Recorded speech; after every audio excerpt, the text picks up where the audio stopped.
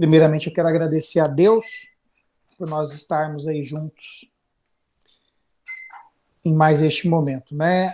E parabenizar vocês também pela oportunidade de estarmos aqui cursando essa disciplina, gestão ambiental e sustentabilidade.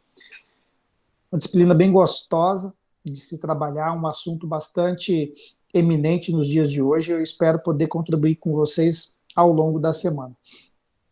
E a ideia hoje é passar para vocês um prospecto de como a disciplina vai funcionar. Ainda não está lá no Siga a Disciplina, amanhã vai estar. Vocês já conseguirão ter acesso aos conteúdos que a gente vai trabalhar aí de acordo com a metodologia que eu estou construindo. Mas antes eu quero que vocês tenham aí, né, a minha consideração, meu respeito quanto à situação difícil que muitos estão vivendo na pandemia. A gente tem visto aí várias pessoas perdendo a vida, colegas da Unemat, tanto alunos quanto professores e familiares próximos, né? Alguns de primeiro grau, outros de segundo e de terceiro grau. Então a gente se solidariza também com isso. Acho que é extremamente importante a gente, né, estender esse sentimento aí às nossas parcerias. Diante disso, quero desejar a vocês, né, bons estudos no semestre 2021/1 da Unemat, que a gente possa aí ter um início de semestre produtivo. Nós vamos trabalhar ao longo de 90 dias e vai ser necessário da sua parte planejamento, organização, dedicação, para que a gente possa, da melhor forma possível, absorver, né, tanto o ensino quanto a aprendizagem que a gente vai ter nesse momento à distância aqui. Claro que não é o mais favorável, não é aquilo que a gente queria, mas a gente tem que respeitar aí, né, ou pelo menos cumprir com aquilo que vem de cima para baixo. Lembra, lá na disciplina de operações de serviço, ela é trabalhada lá na quinta fase. Existem as estratégias operacionais produtivas, que é a de baixo para cima e de cima para baixo, né? Onde a gente vê aquelas que vêm ditadas do topo da pirâmide ou do topo organizacional, e ela desce as hierarquias e é assim, pronto, acabou. E tem aquelas que saem de baixo para cima, que levam em consideração a experiência, as vivências, né, as etapas dos processos, os know-hows de cada etapa, de cada indivíduo nos processos, e isso acaba se consolidando e se tornando ali uma regra. A situação da pandemia está mais ou menos assim, a gente simplesmente recebe de cima para baixo e cumpre, né? Porque a gente não tem tido muita escolha nessas etapas aí. Eu dou importância para uma pessoa que estiver aqui, né? Como sempre fiz nas minhas aulas e vou continuar fazendo, e não vai ser diferente. É uma troca de experiência e a gente busca aí as exemplificações do nosso dia a dia na tentativa de compreender um pouco do conteúdo que nós temos. É claro que 60 horas de aula no presencial ou, né, essas aulas remotas online, seja ela 45 dias, seja ela 90 dias, não são suficientes para esgotar o assunto ou mesmo para que a gente consiga aqui, né, finalizar alguma etapa desses ementados aqui. Mas estamos aqui e nos esforçaremos para com que a gente consiga trabalhar o máximo possível desses conteúdos. E como eu já tinha colocado, é uma disciplina gostosa para com que a gente trabalhe esse assunto. É um setor proeminente, tanto a nível de Estado, quanto nacional e quanto mundial, internacional. E é um assunto que está hoje nas mídias, né? Falar sobre gestão ou a sustentabilidade ambiental. Então, a nossa ementa aí, ela tem alguns conteúdos que vai permear a gestão ambiental nas empresas. Então, a gente vai procurar entender como é que as empresas fazem essa gestão organizacional. E aqui eu já lanço uma provocação para vocês. A empresa que você trabalha, de alguma forma, se preocupa com a gestão ambiental dentro do negócio dela? E quando a gente fala negócio, quando a gente fala dentro da empresa, né, gestão ambiental na empresa, nós não estamos falando só das quatro paredes, do negócio físico aonde você atende demanda. Não, a gente está falando do nicho de mercado, da cadeia de suprimentos, desde a extração inicial da matéria-prima, do recurso, até o consumo final, que seria eu e você, né, vai depender aí do nicho e da cadeia de suprimentos. Então, quando a gente fala em gestão ambiental na empresa, a gente tem que pensar no negócio. Então, veja bem, como eu conheço alguns de vocês aqui, nós temos empresas aqui que trabalham, por exemplo, no ramo da celulose, né? Trabalha com papel. E aí, olha só, imagina, né? Existe alguma coisa na cabeça, né, dessa empresa que pensa, por exemplo, sobre alguma coisa de gestão ambiental. A outra empresa aqui trabalha com como é que é? Uma empresa de móveis, né? Uma empresa de. É isso mesmo, né? Eletrodomésticos, né? Seria isso? Né? Essa empresa, ela se preocupa na cadeia produtiva dela com a questão da gestão ambiental, né? Então, existe a questão da cadeia e existe a questão interna mesmo ali, que é uma logística de movimentação e de, né, escoação, por exemplo, dos insumos que ela libera ali dentro do seu processo de trabalho. Então, a gente vai falar um pouquinho sobre isso ao longo dos nossos encontros, e aí a gente vai falar um pouquinho sobre os riscos ambientais. E esses riscos ambientais vão extrapolar aí o universo das empresas. Nós vamos entrar na questão ambiental, do meio ambiente, que fala sobre nós todos, que é o social. E aí a gente pode pegar exemplos que levam aí a questão de rede de saneamento básico, a escoação de produtos químicos e, enfim, metais pesados, ou, né, qualquer outro tipo de resíduo ou produto residual deixado por uma indústria, por uma empresa, e isso tem ali, né, uma escoação ao meio ambiente de forma a céu aberto ou por meio de um lixão. Então a gente vai até tentar aqui discutir alguma coisa sobre o lixão. Quem sabe a gente faz, né, aqui de Diamantino, até a gente consegue construir um trabalho com uma apresentação aí por parte de vocês nesse sentido. Não sei se vocês já conhecem o lixão de Diamantino, né? Não sei se vocês conhecem como que é a dinâmica de movimentação do lixo que é recolhido aqui. Então, vale a pena a gente falar sobre isso. Nós já tivemos uma defesa de TCC aqui da universidade que falou sobre os catadores, né, de lixo ou de materiais recicláveis aqui do nosso lixão.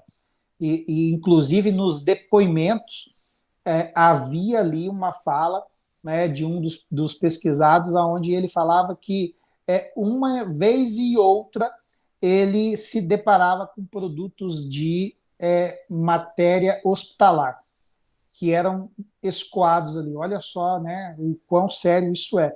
E vocês sabem que Diamantino está, né, numa região geográfica aqui na bacia, né, que tem várias nascentes de rio, é uma área que tem, né, bastante nascentes. Então, a gente vai falar um pouquinho sobre esses riscos que envolvem, inclusive, a nossa própria saúde, não só a questão ambiental num todo. E qual é o impacto que isso gera dentro, né, da sociedade num todo, dentro do meio que nós estamos vivendo. Então, essa vai ser mais ou menos as discussões que nós vamos fazer. Então, eu vou subir os materiais e a gente vai começar a fazer algumas leituras, eu vou construir as videoaulas tratando sobre isso e a gente vai discutir. E é gostoso, né? Você vê que esse assunto está na mídia aí, né? É uma questão aí, principalmente dos Estados Unidos, uma questão internacional que vem pedindo aí para uma conservação maior, né, ou até mesmo uma preservação do meio ambiente, da fauna e da flora brasileira. E a gente vai chegar nesse ponto, a gente vai discutir, né, o que é conservação e o que é preservação. São duas coisas totalmente diferentes, a gente vai ver isso. E, né, essa narrativa internacional aí de desmatamento, de conservação e preservação, entra a questão das políticas públicas nacionais e, né, brasileiras num todo, ou até mesmo algumas, né, internacionais. Então, assim, como que é a política hoje ambiental dentro do estado de Mato Grosso? Você já parou para pensar nisso? Por exemplo, o Diamantino é uma cidade que tem hoje uma produção aí entre os 10 maiores municípios do Mato Grosso que mais produzem, né? Até do Brasil está entre aí os 15 hoje. Então, assim, quais são as políticas hoje para essas fazendas produtoras de grão? Não só para elas, mas e para o setor de serviços na nossa região. Nós temos outras indústrias, por exemplo, a JBS, a Suinobras, os confinamentos que a gente tem aqui de boi, né? Nós temos outros segmentos, a piscicultura está trabalhando, né, dentro do meio ambiente. A gente tem a questão aí dos nossos balneários. Então, quais são as políticas públicas para esses caminhos, ou os impactos sociais, os riscos ambientais que isso tem dentro da nossa sociedade? Então, a gente vai ver um pouquinho dessa sustentabilidade, desse desenvolvimento sustentável dentro do nosso ecossistema, seja ele social, profissional, né, e até pessoal. Como que eu e você lidar com essa questão ambiental? E aí a gente vai ver um pouquinho de alguns indicadores, né, que existem hoje aí sobre a questão da sustentabilidade. Nossa, professor, assunto gostoso mesmo de a gente conversar. Realmente é gostoso.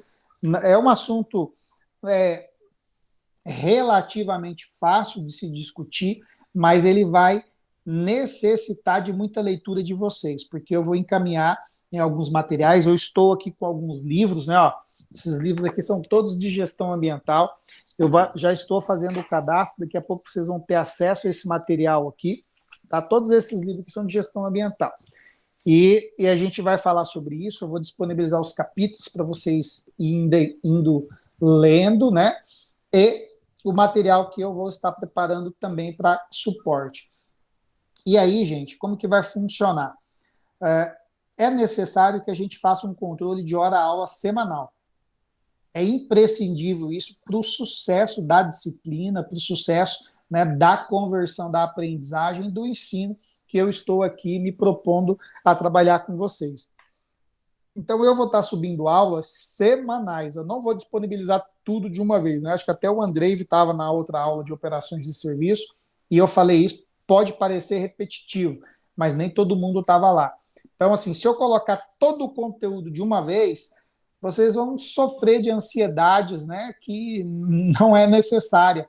Então, assim, nós temos alunos que estão matriculados em 6, né? Acabei de ver que a Maiara, né, ela está matriculada em 5 disciplinas. Nossa, você vai penar, filha.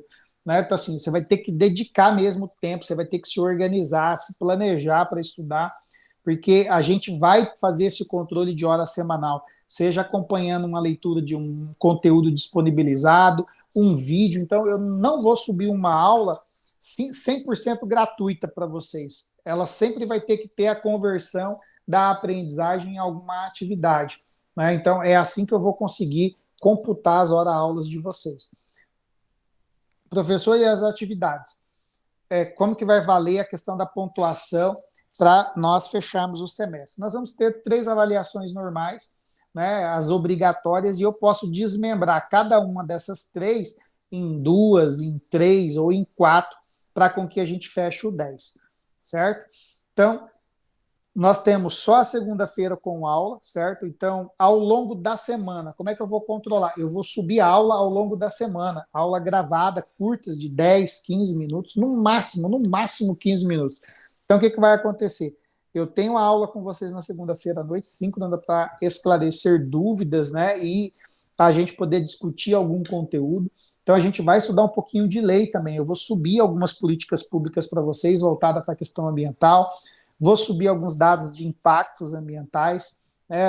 Tem algumas fontes que a gente precisa aqui garimpar, e é necessário que a gente faça uma leitura e uma análise bastante sistêmica do processo. A gente não pode, né, olhar de forma cega para esses números. A gente precisa ter uma visão reflexiva, um pensamento reflexivo, e não somente crítico, porque muitas das vezes as fontes que a gente acaba obtendo para poder tratar alguns dados, eles podem estar deturbados, podem ter vieses ideológicos. Então, é necessário a gente discutir muito sobre a fonte dos dados, principalmente quando a gente fala na questão ambiental, que é um assunto que está em pauta nacional no Brasil, né, diante aí dessas situações que envolvem a conservação e a preservação da Amazônia, enfim, né, que envolve dinheiro, crédito de carbono, e a gente tem aí um G20 que, né, tem trabalhado para isso,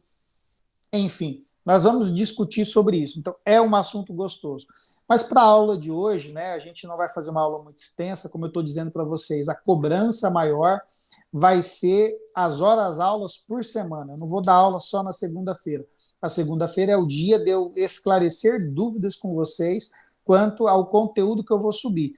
Então, provavelmente, lá na sexta-feira, né, ou até no sábado, eu vou estar soltando uma atividade para desenvolver. Então, amanhã você vai ter o capítulo do livro, você vai ter um conteúdo, você vai ter essa videoaula gravada, como você já está assistindo ela, você não precisa assistir de novo, e eu vou subir uma outra videoaula para a gente discutir um assunto, né? Vou estar ali discorrendo sobre um determinado assunto de formas mais pontuais, a fim da gente poder aqui gerar ali, né? Despertar ali um interesse por um assunto e que a gente possa, né, durante aí essas aulas síncronas e durante o desenvolvimento de atividades, a gente poder estar interagindo quanto a isso. E aí, né, quais são as dúvidas de vocês quanto ao conteúdo? Nenhum, professor. Ficou tudo claro, tudo certo, então posso dar uma questão avaliativa para amanhã que a gente já resolveu tudo, certo, Andrei? Sim, professor. Admilson, e aí? Acho que não, né? Melhor a gente aprofundar um pouquinho mais, dar uma pesquisada aí. Será que a empresa lá tem uma política de sustentabilidade ambiental? Porque ela é produtora dos próprios produtos de comercialização dela, né? Parte de imóveis, né? Não necessariamente, né? Na verdade, ela acaba. De onde vem essa madeira? Você já parou para pensar nisso? Se a gente for analisar as fábricas que produzem, a gente sabe que elas adotam esse sistema de sustentabilidade e tudo mais, né? Mas a empresa onde eu trabalho, a gente já percebeu que elas também já começaram a focar nisso, até na questão do papel. Antigamente era bem nítido questão de marketing, que elas divulgavam muito, revista e tal. E com a questão da pandemia, desse um ano para cá, eles pararam de fabricar, né? Agora é mais digital. Então é um ponto bem que a gente notou bastante. Você falou em papel, Nayara. Essa moça é especialista em papel. Oi. Diga para nós, e aí, você Olha, já, não, como é que o tá trabalho não é esse... muito sustentável, não. Oi? Lá na papelaria não é muito sustentável, não. Mas A reduziu o gente volume, gasta diz para nós. muito. Mas diz para nós, reduziu o volume de papel com essa questão de pandemia e o digital veio, né, de forma mais forte, a gente tem mudado, né? Está havendo alguma disrupção quanto, por exemplo, assim, ó, a boletos?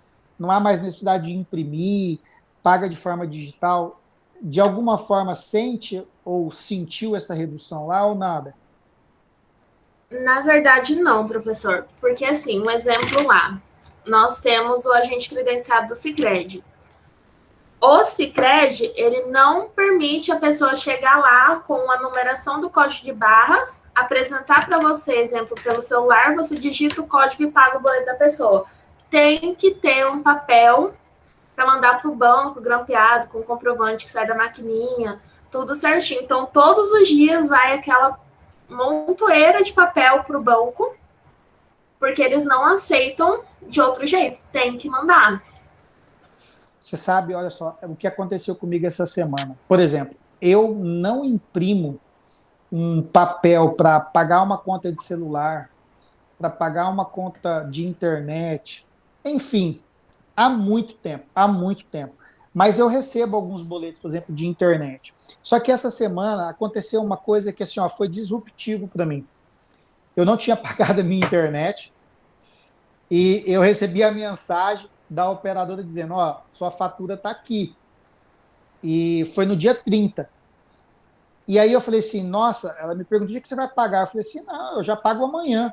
Mas eu nem tinha me tocado que sábado era feriado. Mas nem passou pela minha cabeça, tanto que eu fui na rua, fui na lotérica, fechada. Fui aonde mais? Eu fui mais em outros 2 lugares. Fui na Ponto .com, fechado. E aí eu fui em um outro lugar e falei assim, meu Deus, o que está acontecendo? Aí que eu me toquei que era feriado. Mas o que acontece? Na sexta-feira eu recebi essa mensagem, e aí eu conversando com ela, a moça, né, me perguntou quando que eu ia pagar, eu falei assim, não, eu já pago amanhã, eu tinha esquecido de pagar. E aí ela, olha, eu vou te mandar o link aqui, você acessa e já, né, pode efetuar o pagamento. Mas já era 16h50, não ia dar tempo de ir na lotérica. Aí eu conversando com ela, né, eu falei assim, não, mas eu já vou providenciar o pagamento. E aí ela pegou assim, olha, você pode acessar o site da empresa e pagar pelo site.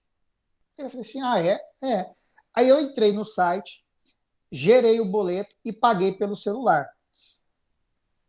Vai vendo. Eu nunca mais vou na lotérica pagar a conta de internet. Eu pago pelo celular, automático débito. Entende? Assim, essa disrupção que a gente precisa ter. Eu ainda vou na lotérica porque eu preciso pagar luz e água. Eu ainda não paguei, né, pelo telefone, mas eu quero pagar pelo telefone. Eu já pago, eu pago. Mas as contas de luz e de água, elas estão vindo na fatura um código QR Code que consegue pagar pelo celular. Eu não percebi, não, é mesmo? Dá uma olhada. Ellen, fala, pode falar. Aqui em casa mesmo, professor, a gente só paga pelo aplicativo do Sicredi, né? O quê? Água e luz? Sim, aqui Sério? em casa. Sim, igual mesmo do celular que o senhor falou, a gente também paga pelo site da operadora. Ixi, tem anos que eu não sei o que é ir na lotérica. Eu tô, então, como é que diria, comendo bronha. Professor. Pior que é mesmo, gente. Aqui, ó. O QR Code aqui na conta de energia e aqui no da água, ó. Mês que vem eu vou pagar. E, ó, eu fui na lotérica hoje pagar. Você acredita? Agora, esse aqui, ó, eu já pago direto pelo site. Não vou mais na lotérica pagar. Eu só tenho que ver a questão do banco, né? Se o banco tem algum dia de compensação, se agora, né, com essa situação aí dos pixels, é automático esses débitos. Professor, eu moro aqui em Nobres, né? E aqui é uma cidade muito pequena. E eu tive a experiência de trabalhar em uma lojinha que imprime boleto, plastificação, essas coisas. E você vê que aqui as pessoas ainda imprimem muito boleto, principalmente as pessoas idosas. Se usa muito o boleto impresso ainda aqui, muito. E igual mesmo na lotérica, se você não levar o boleto impresso, tipo, conta de celular mesmo, eles não recebem. Você tem que levar o papel e entregar para eles, senão eles não recebem. Eu pago meu... Nossa, celular, eu não sei quando foi a última vez que eu vi uma fatura na vida. É tudo, só chego na lotérica e passo o número do meu telefone. Então, aqui antes também era assim. Aí eles pararam, não sei por quê. Estranho, né? De repente é porque ele quer cobrar alguma coisa. Enfim. Mas veja só, gente, né? Isso é falar de gestão ambiental e sustentabilidade, porque a gente sabe, né, muito na teoria que existe um impacto, mas na nossa vida pessoal a gente não busca praticar uma questão de sustentabilidade, né? Que é evitar produzir lixo, produzir material que gere algum tipo de impacto ambiental. É necessária essa conscientização interna. Então, talvez amanhã você vai trabalhar e você já vai ter um sentimento. Nossa, né?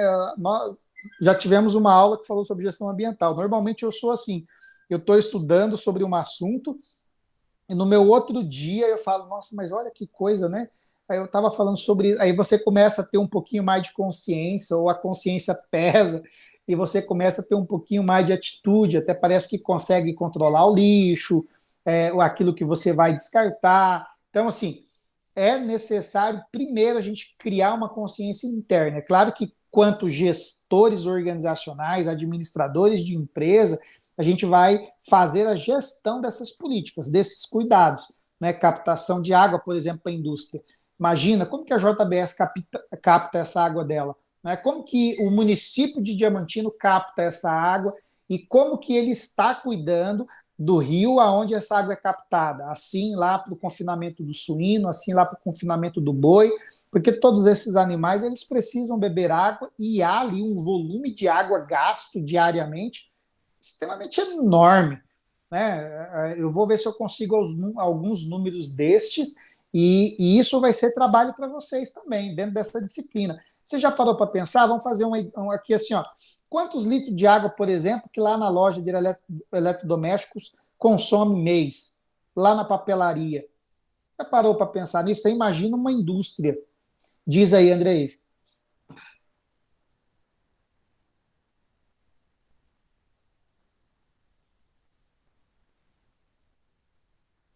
Hélio ou Andrei? Pode falar, qualquer um dos dois. A casa professor, só falando na questão de gestão ambiental, né? Assim, vamos jogar um exemplo de hoje em dia, né? A Ambev, exemplo, tá fazendo aquelas garrafinhas retornáveis, né, de 300 ml. Ó, que a Ambev é bem inferior ao que hoje em dia é a Heineken, né? No mercado de bebidas, né? Por que que a Heineken será que não faz essas garrafas dela também retornáveis, né? O quanto de garrafa que eles produzem por dia para ser descartado no lixo, né? Por que será que não tem essa dentro da empresa Heineken, não tem o retorno das garrafas, né? É uma coisa que hoje em dia eu fico pensando muito, né? Mas você não bebe Heineken, né? Pior que não, o bolso não aguenta. Mas é só porque o bolso não aguenta ou pela questão ambiental? Não, pior que é por questão financeira mesmo. Show de bola, gente. Então, assim, ó, vou estar subindo o conteúdo de forma semanal, tá? Então, amanhã vocês já vão ter conteúdo lá na disciplina. Hoje não tem nada, mas amanhã vai ter, tá? Essa aula eu vou subir lá para os alunos que não participaram hoje. E a gente vai ter nesse bate-papo aqui, vamos discutindo. Não vou fazer aula muito extensa, longa, porque é cansativo. A ideia é que, ó, que a gente seja disruptivo. Quero jogar a provocação e que vocês possam aí estar pensando. Então, amanhã você vai para o seu serviço pensando nisso. Quantos litros de água esse negócio gasta por mês? Né? Entenda só uma coisa, no Mato Grosso, a grande maioria da energia ela é produzida por as PCHs, que são, né, as unidades pequenas hidroelétricas, né, que é produtoras de energia. Então, o Mato Grosso tem vários rios que produzem aí energia. E isso tem um impacto ambiental. Por exemplo, aqui, né, em Alto Paraguai, nós temos uma PCH. Qual é o impacto que aquilo gera para o meio ambiente? Será que, né, a energia que nós consumimos aqui não gera o impacto lá?